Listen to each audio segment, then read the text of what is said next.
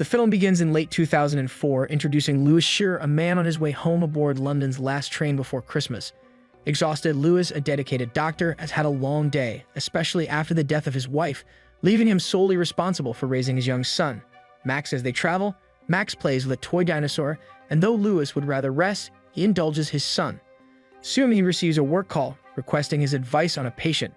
As he attends to the case from another carriage, Louis notices Max speaking to a woman, Sarah, who just sat down. When Max accidentally spills coffee on Sarah, Louis quickly apologizes. Sarah isn't upset and understandingly brushes it off as typical child behavior. As the journey continues, Louis informs Max that he needs to go to the hospital but will take him to his grandparents afterward. Max seems tired of hearing this excuse, but Sarah finds Louis's relationship with his son heartwarming and joins in the conversation. While Louis downplays his work, Max proudly declares he can diagnose ailments just by looking at people. Louis smiles and winks at Max for the compliment, but his mood shifts when he overhears Sarah speaking to someone on the phone, possibly a partner. Meanwhile, Max notices a man named Jan performing a magic trick, though it also slightly frightens him. Later, Jan causes trouble when he's caught smoking on the train, responding irritably to a reminder about the no-smoking policy, hinting he's already had too much to drink. The conductor moves Jan to another carriage, temporarily restoring peace. However, the calm doesn't last long as Max opens the compartment door, almost falling from the train before Louis quickly intervenes. Frustrated, Louis scolds Max and takes away his toy, but softens when he sees his son's distress, reminding him of the dangers of playing near the doors at the next stop. Louis notices another passenger acting suspiciously, but is soon distracted when Sarah is suddenly gone. After a short nap, he finds Sarah again, explaining she had stepped off to buy a new coat. Both realize they are the last ones left in the carriage, so they begin to talk more openly. Sarah reveals that she broke up with her boyfriend a month ago and was encouraged by friends to go out partying, which explains her earlier phone conversation about her appearance. Deciding to stay on the train, she finds new hope. Impressing Sarah, Louis uses his diagnostic skills to identify a heart condition she has. She's impressed enough to give him her number, claiming it's for medical advice. After another short nap, Louis wakes up when the train suddenly stops in the middle of nowhere. He spots a man approaching the train before the brakes are applied. Once the train resumes, he sees another man crawling along the tracks as if injured. Alarmed, Louis heads to the driver's cab but is stopped by a businessman, Carl Michael, who suggests calling an ambulance instead of disturbing the conductor. As the train approaches Louis's intended stop, Sarah bids him goodbye with a kiss and reminds him of her number. However, Louis realizes the train passes his stop, so he leaves Max in Sarah and Elaine's care before heading to the conductor's cab to ask what's going on. The conductor responds, inquiring about the number of remaining passengers. Frustrated, Louis bangs on the cab door and attempts to pull emergency brakes with Carl's help, but nothing happens. During this, they encounter Jan, whose reflective vest resembles the one worn by the man. Louis notices John tampering with the brakes, sparking suspicion. John explains that he wears the reflective vest because he works on the London Underground. In response, the group moves to the rear cab to engage the handbrake.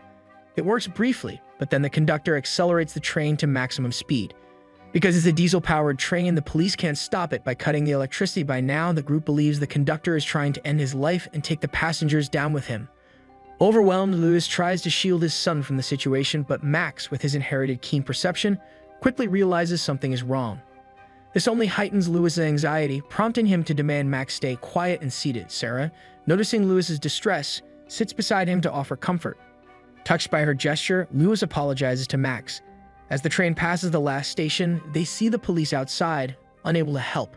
With no other options, Louis starts playing Simon Says with his son, instructing him to lean forward, put his hands behind his head, and close his eyes, subtly preparing him for the impact ahead without explicitly saying so. The train then collides with a car full of college students crossing at a level crossing. For the passengers, it's just a small jolt, but the car is obliterated. Realizing their fate is likely to be similar, Elaine suddenly suffers a cardiac arrest. Despite Louis's best efforts to resuscitate her, she dies. John helps Louis process the loss and proposes a plan that might save them. Armed with a fire extinguisher and makeshift battering ram, they force open the conductor's cab door after several attempts. When Louis climbs through, he finds the original conductor's body and spots a black helmet in the imposter's cab, similar to the one worn by the suspicious passenger. Desperate, Louis bangs on the door and tries reasoning with the conductor, but when that fails, he resorts to violence, hitting the door with the fire extinguisher. However, the second door is much sturdier and barely shows any damage.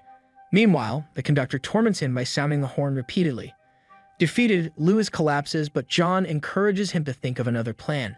Back with the other passengers, Lewis explains that the train was taken over while they were asleep. His theory is that the suspect killed the original conductor, then strangled a railway worker who discovered the crime. The murderer then threw the worker onto the tracks and sabotaged the brakes. Looking for a way out, the group finds in the train's manual that they can uncouple the carriages from the outside. With his engineering knowledge, Jan volunteers to carry out this risky task, knowing it's their only option if. The passengers, aware this might be their last drink, gather at the bar to share a moment and reflect on their lives. Jan reveals he's always wanted to be a magician, and despite working an official job, he had planned a magic show the next day to surprise his parents, who didn't support his dream.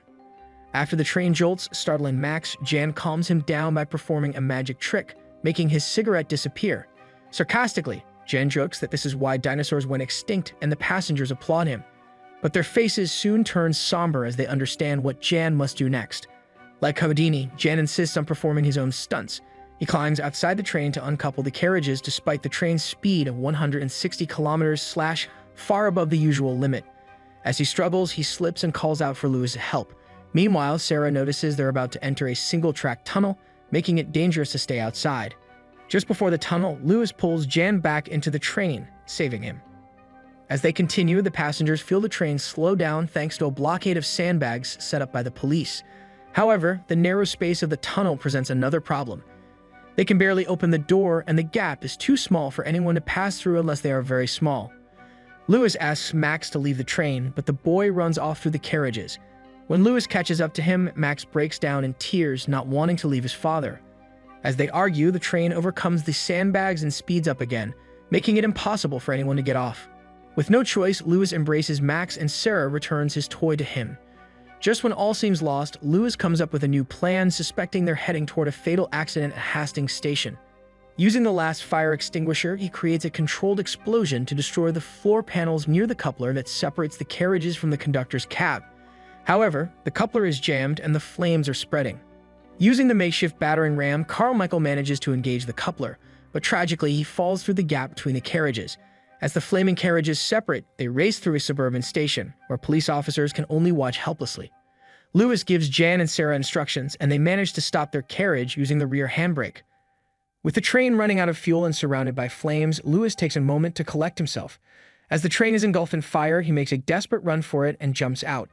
Just when he thinks he's crossed into the afterlife, he hears the voices of his son and the other passengers. They have survived. A police helicopter flies overhead as Lewis looks back at the destroyed train. The reasons behind the conductor's actions will never be known, but at least the passengers were saved. Lewis will still make it to the hospital tonight no matter his condition. If you want more interesting movie recaps, share and subscribe for more.